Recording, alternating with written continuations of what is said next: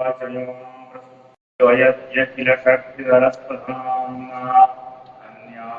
हस्तचरणशरणपदादीन् प्राणो भगवते पुरुषाय तुभ्यम्। ॐ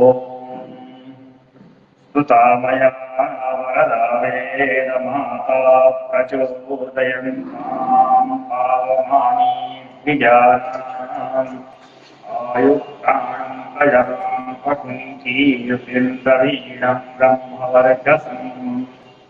ओम आज हम लोग सभी के लिए अच्छा उपस्थित हैं। आज का विषय जो है वह वेद भाष्य का है। वैसे तो वेद भाष्य के लिए हम लोग साहित्याचार्य को ही प्रशस्त मानते हैं, उनका ही प्राचीन भाष्य उपलब्ध है, उसके बाद ही और लोगों का भाष्य है। और कई लोगों ने वेद भाष्य किया है, परंतु प्रामाणिक रूप से साइंस को ही अधिकांश लोग मानते हैं और वही अच्छा लग रहा है। वेदों का भाष्य, वेदों का भाष्य, वेदों में जो संदेश दिए गए हैं वह केवल एक आदमी के लिए दिए गए हैं और समष्टि रूप से दिया गया है। जैसे सर्वे भवन्तु सुखिनः, हमारा कल्याण नहीं, सभी का कल्याण, सभी लोग सुखी हो। सर्वे भवन्तु सुखिनः, सर्वे सन्तु निरामयाः, सर्वे भद्राणि पश्यन्तु मा कश्चित् दुःख भाग् भवेत्। उसमें सभी में हम भी आ जाते हैं। उसमें कोई यजमान या कोई पुरोहित पूजा करता है, संपूर्ण ब्रह्मांड तो पूजा करता है, उस कामना से संकल्प करता है, पूजा करता है कि हमारा कल्याण हो। उसमें यदि हम सभी का कल्याण देखें तो फिर हमारा कल्याण हो जाएगा। तो जब हम दूसरे का कल्याण, जैसे हम दूसरे के प्रति भाव रखते हैं वैसा ही हमारा भी होता है। तो हम दूसरे के कल्याण के प्रति भाव रखेंगे तो हमारा सतत कल्याण होगा। और दूसरे के उद्धार के लिए दूसरे को हम कहते हैं ना, जैसा कोई वही वैसे ही काटना होगा। तो जैसा हम दूसरे के प्रति भाव रखते हैं वैसा हमारे साथ घटित होता है। तो उसी प्रकार वेद में जो है एक वचन का प्रयोग एक अपने लिए नहीं हुआ है, तो समझ हमारा कल्याण, हमारा बहुवचन पद का प्रयोग हुआ है। तो उसमें आज योग में मैसेज डाले थे जिसमें कि स्वस्ति और राष्ट्राय पे आज मुझे कुछ बोलना है। तो स्वस्ति का मतलब होता है कल्याण। तो कल्याण संबंधित मंत्र आते तो बहुत है, लेकिन एक सूत्र मैंने लिया है अथर्ववेद से और उसका स्वभाव से देखेंगे। उसके बाद राष्ट्राभिवर्धन सूत्र है, राष्ट्र की अभिवृद्धि हो, राष्ट्र रूप से आगे प्रशस्ति के मार्ग में चलता रहे।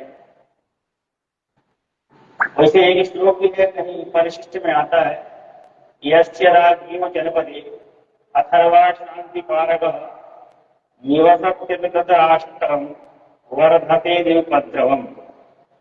जहाँ अथर्ववेदी होता है और अथर्ववेद का पाठ बोला जाता है, वह राष्ट्र, वह परिसर, वह आसपास का क्षेत्र उपद्रव नहीं होकर के आगे को बढ़ता है। ये अथर्ववेद परिशिष्ट का वाक्य है। वैसे भी जो अथर्ववेद में विषय पाए गए हैं वह ऐहिक आमुष्मिक है। वो सायणाचार्य के भाष्य में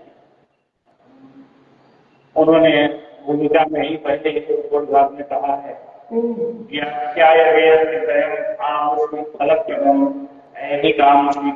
चतुर्थम व्यासकेश्वरी।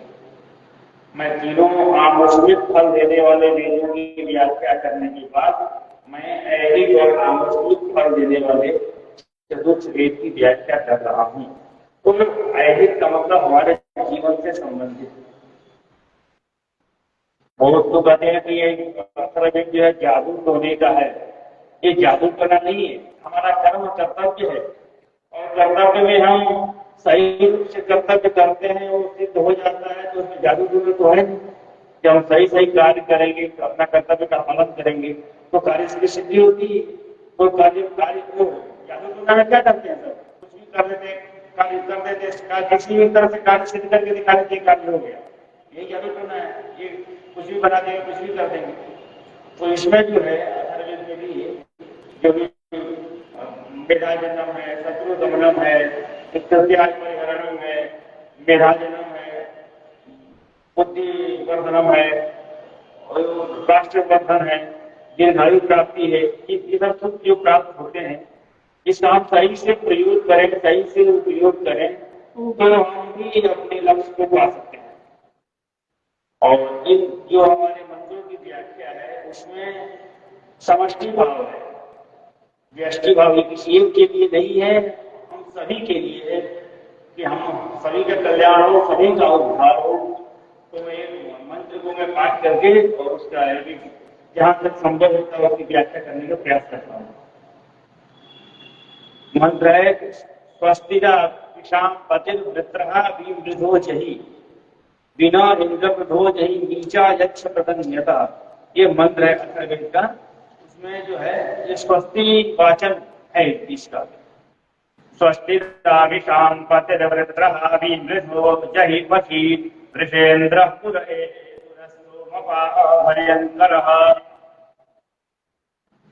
स्वस्ति इति, स्वस्ति का तात्पर्य है अविनाशी, अविनाशी नाम, जो कभी नष्ट न हो ऐसा।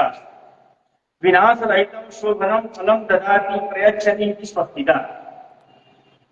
विनाश रहित जो फल देता है और अच्छा फल देता है वह स्वस्ति का शब्द से अभिहित होता है। विषाम सर्वासाम प्रयाणम, विषाम मतलब सर्वासाम प्रयाणम, पति पालयिता पालन करने वाला।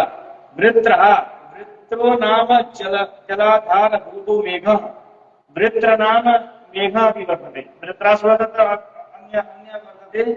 तो वृत्र नाम मेघ इति वेदभाष्य आया है। यह वेदभाष्य में आया है कि वृत्र का मतलब मेघ भी होता है। यहाँ एक शब्द में कई भी अर्थ होते हैं, मेघ भी होता है, भी होता है, कई अर्थ होते हैं। तो यहाँ पे वृत्रः, ये जो है वृत्रः, वृत्र नाम जो है वो मेघ के लिए उपयोग हुआ है। वृत्रो नाम जलाधार भूतो मेघः तम मेघम वृष्ट्यर्थम हतवान वृत्रः। उस मेघ को वृष्टि के लिए जिन्होंने प्रेरित किया मारा वो वृत्रः हुआ। तो वो वृत्रः कौन हुआ? वो इंद्र हुए, क्योंकि जल के देवता या जल के लिए प्रार्थना करना होता है तो देवताओं के राजा इंद्र से ही प्रार्थना करते हैं। तो मेघों को प्रेरित करते हैं, मेघों को मारते हैं, बोलते हैं, कहते हैं, अनुशासित रखते हैं। तो इसलिए उसका नाम वृत्रः। तम मेघम वृष्ट्यर्थम हतवान वृत्रः। वृत्रो नाम त्वष्टा उत्पादितः, वृत्रो नाम त्वष्टा उत्पादितः असुरः तम हतवान। विमृधा विशेषेण मर्दयिता शत्रुणाम, विशेषेण मर्दयिता, विशेष रूप से शत्रुओं को हनन करने वाले। इस प्रकार मृद जो है हिंसा शब्द में प्रयोग होता है। वशी सर्वस्य प्राण ज्ञातस्य वशयिता, वशकांत सुशोभित होने वाले, सभी जगह सुशोभित होने वाले। वशयिता वशकांत वृषा कामानाम वर्षिता पशु सेचने, सेचन अर्थ में होता है। जब मेघों को हम प्रेरित करते हैं तो उससे वृष्टि होती है, वृष्टि होती है तो पृथ्वी का सिंचन होता है। वो पशु सेचने वृषा कामानाम वर्षिता, इसका उपयोग हम अपनी कामनाओं के लिए भी करते हैं। जैसे काले वर्ष पर्जन्य पृथ्वी सस्यशालिनी पृथ्वी, श्लोक आता है, मंत्र आता है। यानी समय से बारिश हो तो पृथ्वी पर फसल होती है, सभी प्रजा शुद्धि होती है, औषधियां उत्पन्न होती है, समय से अकाल नहीं होता है। काले वर्ष पर्जन्य पृथ्वी सस्यशालिनी देशो यम क्षोभ रहता ब्राह्मणाश्रम निर्भया। इस तरह से जो है सभी ब्राह्मण, मतलब ब्राह्मण जातिवाचक नहीं है कि जो है ब्राह्मण जातिवाचक है। जो ब्रह्म वेद ज्ञान को जानता है वो ब्राह्मण। यहाँ जातिवाचक शब्द का प्रयोग नहीं है कि योग जाति से ब्राह्मण है वही ब्राह्मण है। यहाँ जो वेद को, जो ज्ञान को जानता है वो ब्राह्मण। इस तरह से जो है इंद्र अभयंकर, वह इंद्र जो है हम लोगों को भय रहित करते हैं। भय राहित्यम करता आसन न अस्माकं संग्रामादौ पुरस्तात् पूर्वं भागे भागे गच्छतु। जिस प्रकार वह हम लोगों को मेघों को भेज करके और वर्षा करा के पृथ्वी को सिंचित करके हम लोगों का सुरक्षा करते हैं, देख रेख करते हैं, उसी प्रकार वह शत्रुओं से भी हमारी रक्षा करते हैं और शत्रु हमारे भय को दूर करते हैं, ऐसा भाव है इसमें। दूसरा मंत्र है विना इंद्र प्रभोजहि नीचा यक्ष प्रतंजतः अधमन गमया तमोयो अस्मा अभिदासति। इंद्र, इंद्र का जो पर्यायवाची शब्द है परमेश्वर युक्त देव, वह देव इंद्र जो है वो देवताओं के राजा है, वह ऐश्वर्यशाली है, ऐश्वर्य तो परमेश्वर युक्त इंद्र देव द्योतनशीला द्योतमाना प्रकाशमाना न हम अस्माकम न हम लोगों को अस्मर्थम हम लोगों को संग्राम में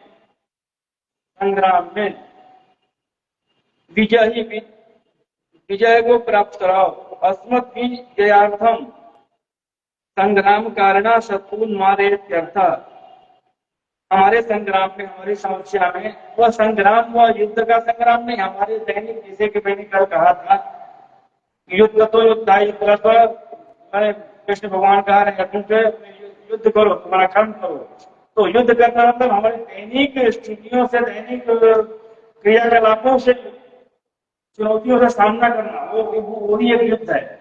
उसी प्रकार यहाँ भी जो है हमारे संग्राम हमारे दैनिक जीवन में हमारे को पुष्ट करते हुए आगे बढ़ाओ। प्रतनाम सेना आत्मा इच्छतः युद्धोद्योग कारिणः शत्रु नीचा यच्छ विनियमय। हमारे जो शत्रु है, हमारे जो बाधा है, उनको आप दूर करें। युद्धार्थम संधि भाव त्यागे भूतान मतलब संधि भाव कराओ या फिर उनको दूर कर दो हमसे। उनको ये हम प्रार्थना धन्वंतरी जी से कर रहे हैं, ईश्वर से कर रहे हैं, इंद्र से इस प्रकार अभी या शत्रु अस्मान अभिदासती, हमको जो शत्रु अभिदास कष्ट देता है, क्षेत्र धनाद्य पहाड़ेण क्षयति, मतलब हमारे धन ले लेता है, स्थान ले लेता है, या किसी प्रकार से नुकसान पहुंचाता है। दसु क्षय धातु है। तम शत्रु अधमम पुनरुत्थानम शून्यम निकृष्टम तमा मरणात्मकम गमय प्रापय।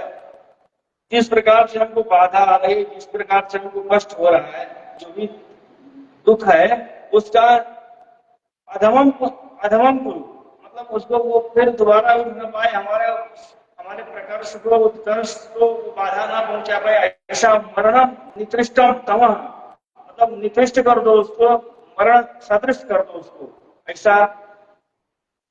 प्रार्थना है। तीसरा मंत्र जो है इसी प्रकार विरक्षो जहि वृत्रस्य हनुमृजा विमन्युरन्त्रभद्रान्नमित्रस्याभिदासतः। इसी प्रकार बोल रहे हैं, हे वृत्रहन, हे वृत्र को मारने वाले, वृत्रासुर को मारने वाले, हे वृत्रहन, वृत्र से हंतर इंद्र त्वम रक्षा, वृत्रासुर को मारने वाले आप मेरी रक्षा, तुम रक्षा करो। विजय ही विनाशय तथा मृथा संग्रामान विजयी, हमें संग्राम में विजय प्राप्त कराओ। तथा वृत्रस्य वृत्रवत् प्रबल शत्रु, वृत्र तथा वृत्रासुर के समान प्रबल शक्तिशाली जो शत्रु हमारे हैं, जिस प्रकार के शत्रु हो, उनके हनु उन्हें कपोलों को, गालों को विरुजा, उनको तोड़ दो, मार दो। विदारयेत अर्थ रुजो भंगे धातु से अभिदासतः अभितः अस्मान उपक्षपयतः अमित्रस्य शत्रुर्मन्युं क्रोधमपि यत्रापि उत्सर्ग शरणात् जहि समबध्यते। विजयी स्वस्थानं सुखोति यथा मद विषये मन्युं न करोतु तथा कुर्वीत्यर्थ। वह हमारे पीछे न पड़े, और ऐसी कोई व्यवस्था बनाओ जिससे कि हमारे पीछे न पड़े और हमारी मार्ग जो है प्रशस्त रहे। जो चौथा मंत्र जो है अपे इंद्रद्विषत् मोहनुपज्या सतोहदं विमहच्छर्महयच्छवरीयोयावयावदं। इस प्रकार चौथे मंत्र में बोल रहे हैं, हे इंद्र, परमेश्वर युक्त देव इंद्र जो है द्विषतः शत्रु मन हिंसकम, शत्रु के मानसिक स्थिति को भी आप देखिए। शत्रु यदि हमारे प्रति कुछ मन में सोच भी रहा है तो उसको वही नष्ट करिए, ऐसी प्रार्थना है। दृशा अपरित तथा जिज्ञासता वयो हानि तदुपलक्षितम मरणम कर्तुम इच्छता शत्रु संबंधिनम वधम हनम साधनम आयुधम आवाजहि ज्या वयो हानव। वह यदि हमारे में किसी प्रकार की कोई सोच भी रखता है तो उस सोच को दूर करिए और उसकी जो हमारे प्रति कुछ आयुध इत्यादि का प्रयोग करना चाहता है उसको भी आप खंडित करिए, उसको ध्वस्त करिए, ऐसी कामना है। तो ये संक्षेप में इसके भाव, कई भाव हो जाएंगे इसके, लेकिन कोई शाब्दिक भाव जो है उसको मैं दर्शाया। इसी तरह जो है राष्ट्राभिवर्धन सूत्र के लिए अथर्ववेद में इस तरह पहले का 29वें सूत्र में उसके जो है उसके जो राष्ट्राभिवर्धन के जो प्रयोग मंत्र हुआ है उसको मैं बोलूंगा। वह जो सूत्र है वह महाशांति के लिए भी प्रयोग किया जाता है। वह है अभिवर्तेन मणिना येन्द्रो अभिवावृधे तेना अस्मान् ब्रह्मणस्पते विराष्ट्राय वर्धया। मतलब अभिवर्तेन ये न, जिस प्रकार समृद्धि साधन तेन प्रसिद्धेन अभिवर्तेन, अभिवर्त मणि भी एक आती है, उसका कहीं कहीं उल्लेख होता है। अभिवर्त मणि, अभिवर्तेन मणिना सह, अभिवर्त मणि के साथ इंद्र जो है, इंद्र के पास वो अभिवर्त मणि थी, वो क्या थी अभी उसका स्पष्ट नहीं है। वो अभिवर्त मणि जो है, अभिवर्त मणि से वह प्रशस्त थे और जो मतलब तीनों पूरे देवलोक का शासन करते थे वह, और अच्छे शासक कहे जाते थे उस अभिवर्त मणि कारण। अभितो वर्ते चक्रम अनेने भी अभिवर्तो, दोनों तरफ इसका सुरक्षा हो। वो नेमी अभिवर्तो नेमी ही, जो रथ के समान, जिस रथ में वो बैठे हैं, जिस जो रथ है उनका इंद्र का, उनकी जो नेमी है वो अभिवर्त मणि से वो भी युक्त है, मतलब प्रशस्त है। मृत्यु वर्तने चक्र नेमे मणि यद्वा अभिता सर्वतः परराष्ट्रादौ अप्रतिहत गतिर्वर्तते येन पुरुषैः अभिवर्तो मणिः तेन मणिना धृतेन इंद्रः देवानाम् अधिपतिर्देवः अभिवावृधे अभिता सर्वतः प्रवृद्धो भवति। जिस मणि के कारण वह इंद्र जो है देवताओं के अधिपति हुए और सब जगह प्रशस्त हुए, प्रसिद्ध हुए। परमेश्वर जो वेद त्रिलोकी पतिर बहुए, तीनों लोगों के स्वामी हुए। वृद्धो वृद्धौ, वृद्धि को प्राप्त हुए। हे ब्रह्मणस्पते वेद राशि अधिपते, हे ब्रह्मणस्पते वेद राशि अधिपते एतत् संज्ञं देव तेन प्रागुदृत मणिनोपेतेन मणिना अस्मान् शत्रुभिः पीडितान् राष्ट्राय स्वराष्ट्र अभिवृद्ध्यर्थम अभिवर्धय तरी तुरंग धनादि भी समृद्धान कुरु। पहले के जो धन होते थे वह गौ अश्व हस्ती यही सब धन होते थे। पहले मुद्रा लक्ष्मी धन, बैंक बैलेंस को नहीं होता था पहले, इसी को पहले धन कहा जाता है। तो वो हमारे भूमि अश्व गज ये गौ ये सब धन माने जाते थे। तो उसकी वृद्धि करो, ऐसा प्रार्थना, ऐसी प्रार्थना है। और राष्ट्र के साथ राष्ट्र को भी निरुपद्रव करते हुए ये सब हमारे को वृद्धि कराओ। पर प्रसादात् समृद्धये अस्माभिः रक्षितं राष्ट्रं शत्रु भय रहितं यथा अभिवृद्धं भवति तथा कुरु इत्यर्थः। मतलब जिस तरह आप अपने राष्ट्र को, अपने देवलोक को शासन करते हैं, उस तरह हमारे राष्ट्र पे भी आप शासन करिए। और जिस तरह आप देवलोक को सुरक्षित रखे उस तरह हमारे लोक को भी सुरक्षित रखिए, ऐसी प्रार्थना है। दूसरा जो मंत्र है अभिवृत्या सर्वदान अभियान अभिप्रेत नियंत्रम तिष्ठा वियोनो दुरस्यति। हे अभिवर्त मणि, ये अभिवर्त मणि के प्रभाव से ही वह इंद्र जो है सब पर शासन करते हैं।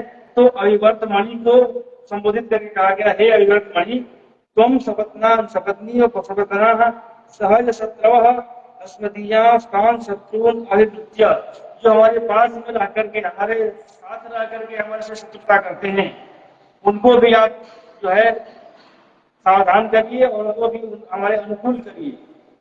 अभिमुखम परावृत्य तिष्ठेति लक्ष्यमाणा स्त्रिया अत्रापि संबध्यते त्वमेव प्रतिपक्षी भूत्वा तान् परागो इत्यर्थः। जो हमारे और हम हमारे प्रति द्वेष भाव रखते हैं या हमको नीचा दिखाना चाहते हैं, उनको तुम उन्हीं के शब्दों में जवाब दो, ऐसी प्रार्थना है। तथा यान अस्माकं अरादार अस्मदीयं राष्ट्रधनादिकं अपहृत्य शात्रवं दिवाणा वाया शत्रवः तानपि, जो हमारे राष्ट्र को लूट रहे हैं, जो हमारे राष्ट्र से जो धनादिकम अपहृत्य लेके जा रहे हैं, ऐसे शत्रु भी उनको भी संबंध अभिमुखम तिष्ठ, उनको भी अभिमुखम करो, उसको जो है हमारे प्रति आकर्षित करो और ये सब कर्म के प्रति उनको दूर करो। प्रथम युद्धार्थम प्रतना सेना आत्मन इच्छन्तम युद्धोन्मुखम अपि शत्रु अभितिष्ठ, वह जो हमारे प्रति शत्रुता का भाव रखते हैं और युद्ध करने के उत्सुक हैं, उनको उनके भाव को बदल दो, वो हमसे युद्ध न कर सके। यथा या शत्रुघ्न अस्माकं दृश्यति दुष्टम अविचारादि रूपम क्षुद्रम कर्म कर्तुम इच्छति, जो हमारे साथ कुछ ऐसा कुछ कर्म करना चाहते हैं, वह उस शत्रु को भी तथा विधा अपनी शत्रु अभितिष्ठ, जो जिस तरह मेरे साथ करना चाहता है उसे उसके साथ आप करेंगे। अभित्वा देवस्य अभिताभिस्तो दुरस्यति अभित्वा भूतान्य अभिवर्तो यथा स देव।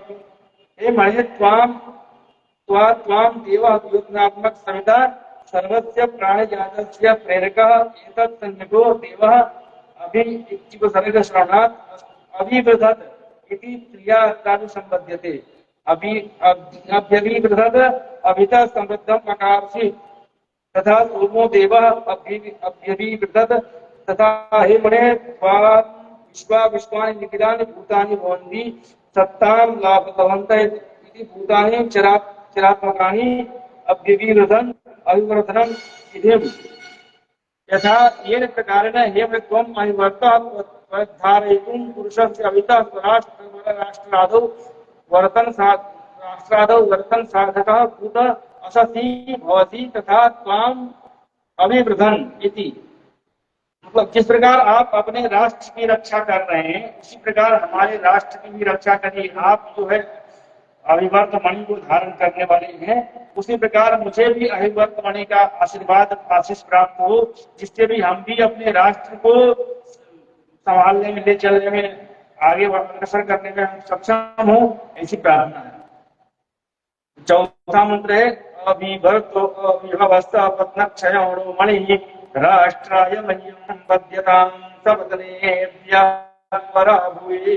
अभिवर्तः अभिवर्तन साधन भूता तत्र हेतु आह अभिभाव शत्रूणाम् अभिभविता अभिभवनं विधिनष्टि सबदन क्षयणः सबदानां भ्रातृव्याणां क्षयकर यदा एव अतः अभिवर्त इत्यर्थः।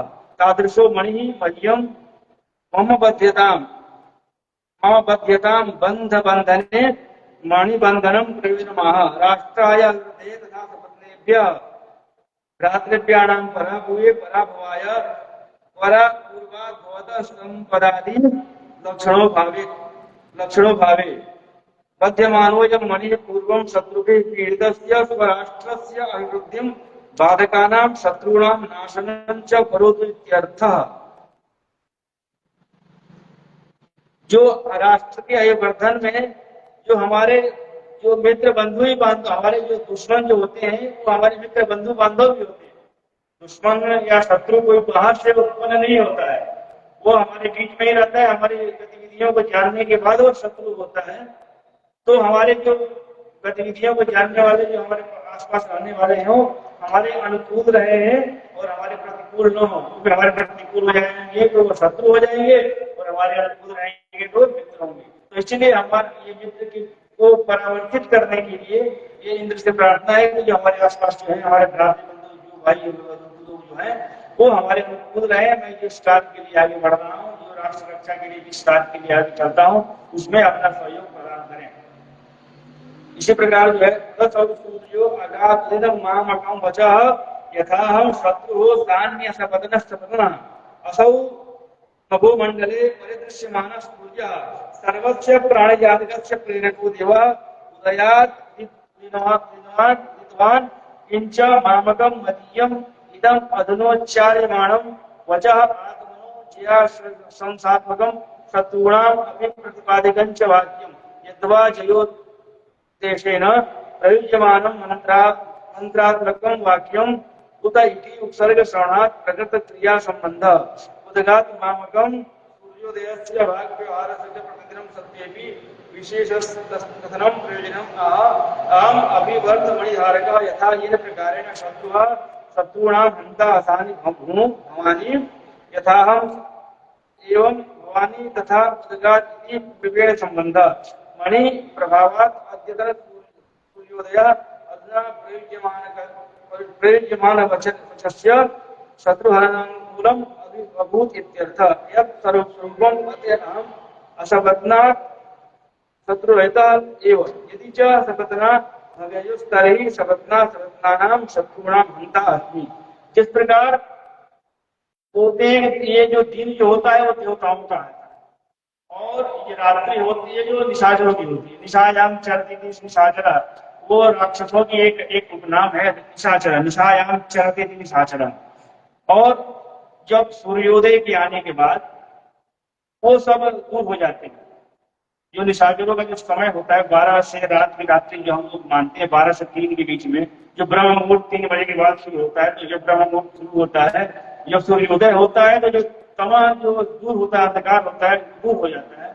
उसी प्रकार जिस प्रकार सूर्योदय के आने से तमह रूपी अंधकार या शत्रु या निशाचर दूर हो जाते हैं, वैसे मेरी प्रार्थना करने के बाद मेरी प्रार्थना के प्रभाव से हमारा जो राष्ट्राभिवर्धन संकल्प है, कार्य है, वह सिद्ध हो और हमारे इंद्र जो है जिस प्रकार देवताओं की रक्षा करते हैं और देवताओं का शासन प्रशस्त करते हैं, उसी प्रकार हम भी इस मृत्यु लोक में अपने जो हमारा अधिकार क्षेत्र में है उसको हम संचालित करें, इसी प्रार्थना। सबत्न क्षय, इसके आगे है सबत्न क्षय यथा हमेशा वीराणां विराजानि जनस्य च। इसमें उत्तर वाक्य में यथेति श्रवणात् पूर्व वाक्य के अर्थात तथेत्यार्च्यते सपत्न क्षयेण सपत्नानां शत्रूणां नाशकः क्षय अतः वृषा प्रजानां इष्टफलस्य वर्षकः वृषसेचने अतः एव अभिराष्ट्रं स्वराष्ट्रं परराष्ट्रं च। मेरे राष्ट्र के साथ साथ पड़ोसी का भी कल्याण हो, तो उस राष्ट्र का भी सुरक्षा हो। तो पड़ोसी सुरक्षित रहेंगे तो हम सुरक्षित रहेंगे। तो अधिपतित्वेन प्राप्ति अतो हि विशासहि विविधं पुनः पुनः परेषां स्फुटा अभिभविता मणि प्रभावात् एवं गुण विशिष्टः तथा भूयासं कथम इत्यतः अहं मणिधारकः यथा येन प्रकारेण येषां शत्रु संबंधिनां पूर्वम् आत्मनोपादकानां वीराणां शत्रुभटानां जनस्य स्वकीयस्य परकीयस्य अपना दूसरे का भी सभी प्राणी जात सभी प्राणियों का विराजानी सभी लोग विराजानी राजती ऐश्वर्य कर्म, सब लोग अपने ऐश्वर्य से युक्त हो, सभी लोग सुखी संपन्न हो, नियंता भवानी सभी लोग आगे नेतृत्व करने में सक्षम हो। तथेति पूर्व उदीरिता गुणोपेता सन मणि प्रभावात् शत्रु प्रवृत्तिनां सर्वेषां शास्त्रा भवामि। सभी शत्रुओं के ऊपर हम शासन करने वाले हूँ। उक्त गुणोपेता सन अहम वीराणां जनस्य तथा विराजानि हे मने तत्प्रभावात् यथा भूयासम्। जैसा कि मंत्र में कहा गया है वैसा हम हूँ, हमें सभी पे शासन करने वाले हो। अब हम कहते हैं कि इसी के लिए हमारे प्रार्थना करने से क्या वो इंद्र सुन लेंगे? क्या इंद्र, हम जो बोल रहे हैं हे इंद्र ऐसा करो वैसा करो, क्या इंद्र का ऐसा करने से कर देंगे? ये प्रश्न हो सकता है ना। तो ये वेद वाक्य, ये मंत्रों के माध्यम से हम जो बोलते हैं, आपसे कुछ प्रार्थना बोलते हैं, कहते हैं कि आप मेरा एक काम कर दीजिए, हमारे बोलने के ऊपर है हम कितना मधुरता से, माधुर्य युक्त, कितने वजन से बोलते हैं आपसे। हम ऐसा ही तो कुछ बोल सकते हैं जिससे आप नाराज हो जाए, तो हमें वो नाराज वाली बात नहीं बोलनी है, हमें प्रसन्न करने वाली बात बोलनी है। हम जो हनुमान चालीसा या रुद्राष्टाध्यायी या जो भी भगवान भगवत स्मरण करते हैं, उनको तो प्रशंसा ही करते हैं ना। उनको आपने ये कहा, आप उनकी क्षमता को दिखाते हैं कि आप ये कार्य करने में सक्षम है, आप ये कार्य करने में सक्षम है, आप मेरा काम कर सकते हैं। तो उससे शक्ति आती है, हिम्मत आता है कि ऐसा मान रहा है तो हो सकता है। क्योंकि जो हम कर रहे हैं वो हम नहीं कर रहे हैं, वो परमात्मा का स्वरूप जो है हमसे करा रहा है, हम तो एक निमित्त मात्र हैं। वो हम सभी में परमात्मा का अंश है, जो बोलता है परमात्मा के अंश से निकल रहा है, सात्विक गुण से। तो ये परमात्मा ही कहलाता है, कहलाता है। और यदि हम सात्विक रूप से रहते हैं तो, और यदि असात्विक रहते हैं तो दुरात्मा हो जाता है। तो सात्विक रूप से एक सात्विक दूसरे सात्विक से यदि कुछ कह रहा है तो सात्विक गुण वो भगवत प्रेरित है। और ये जो वेद वाक्य है, यह तो जो है भगवान का निश्वास भूत है, इसको किसी ने बनाया नहीं, रचा नहीं, इसको मंत्रों ऋषियों ने मंत्रों को देखा। तो इसके माध्यम से जो हम कह रहे हैं, जो हो रहा है, वो तो होना ही है। होता है ना कि आप ये तो मानते हैं ना कि हमारा जो वेद जो है सभी संविधान के ऊपर है। तो जब संविधान जो हम मानते हैं, तो संविधान के ऊपर क्यों नहीं मान सकते?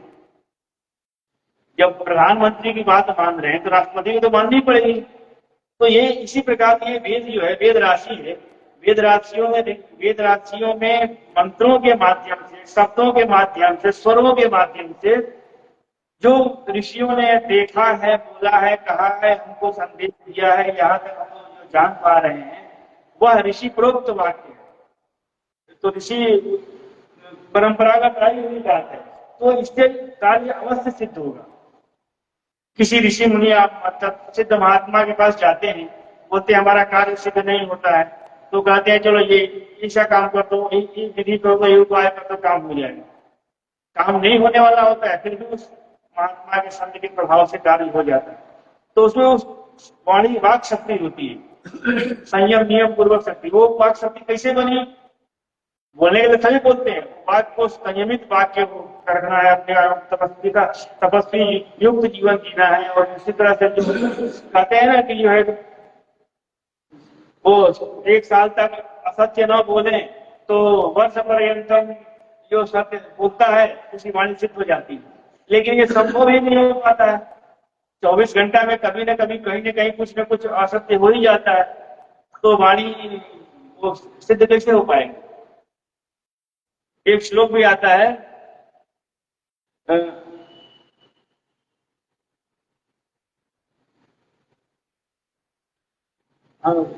मतलब हस्तौ दग्ध परिग्रहात्, तात्पर्य उसका श्लोक ध्यान नहीं आ रहा, उसका तात्पर्य यही है कि दान लेते लेते हमारा हाथ वो कार्य करने लायक नहीं था, मतलब हम सक्षम नहीं। किसी को बोलते थे, हाथ उठा देते थे कि जाओ तुम्हारा कल्याण हो, किसी के साथ बोले तो आज भी सुनते हैं लोग, अपना हाथ हमारे सिर पर रख दीजिए। तो अपना हाथ सिर पर रख के हाथ सही होगा तो हस्तौ दग्ध परिग्रहात्, दान लेने से हाथ जल जाते हैं। तो जितना दान लेना चाहिए उतना, उससे कम से कम उतना दान करना भी चाहिए, चाहे वो कोई भी। जैसे ब्राह्मण लोग ज्यादा दान लेते हैं तो ब्राह्मण को भी दान करना चाहिए। ये नहीं कि जो है सभी केवल ब्राह्मण लोग लेते हैं तो ब्राह्मण लेंगे और निशान नहीं, सभी लोगों को दान करना चाहिए।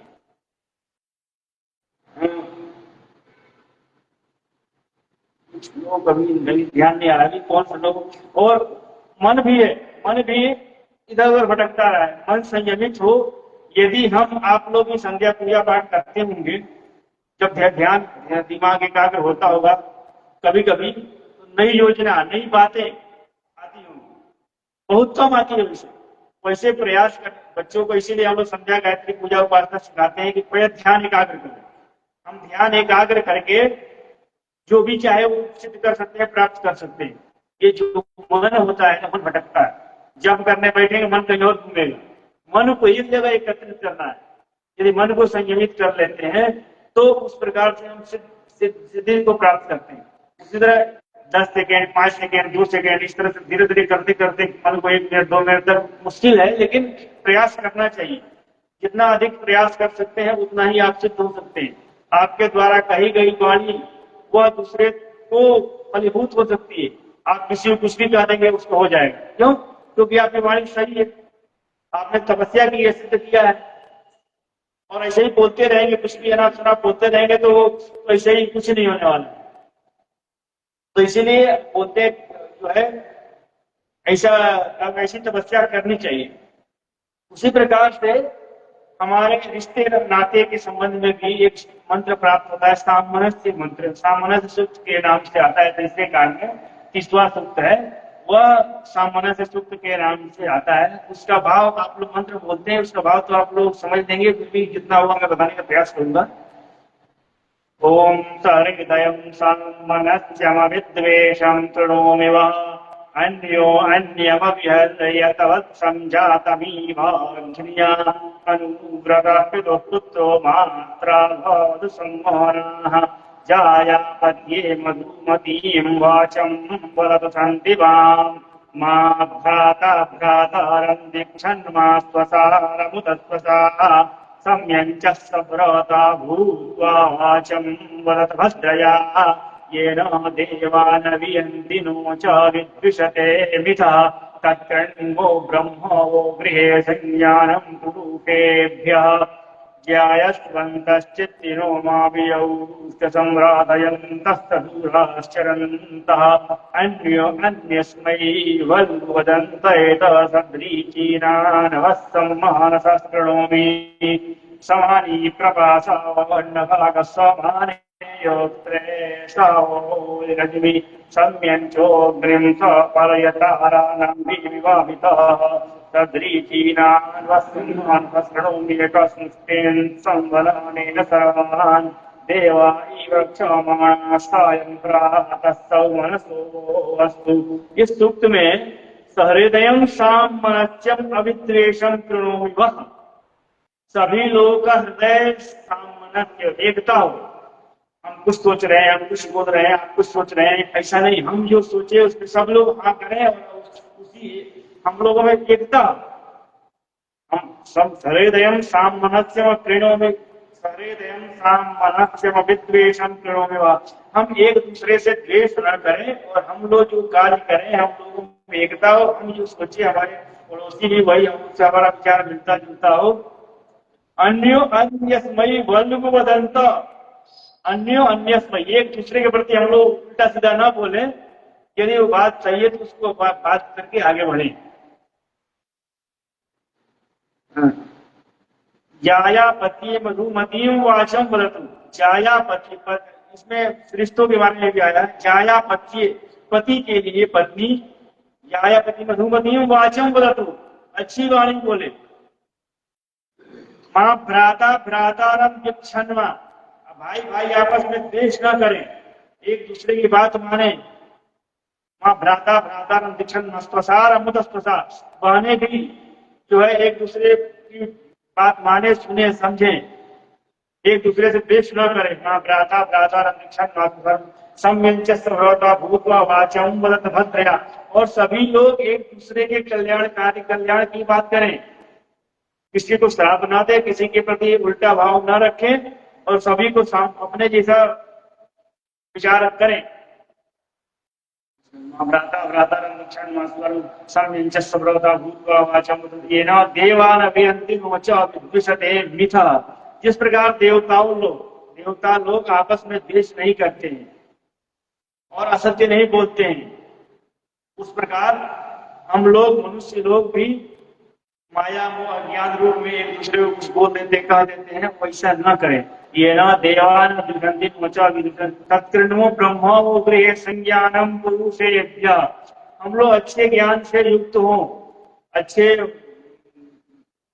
जो सकाम निष्काम, सकाम जिसको कामना युक्त होगा, निष्काम मतलब किसी से उपेक्षा न कि हमको भी प्राप्त हो, निस्वार्थ रूप से एक दूसरे के प्रति हम यदि लगते हैं, मिलते जुलते हैं, तो हम एक दूसरे का सहयोग कर सकते हैं।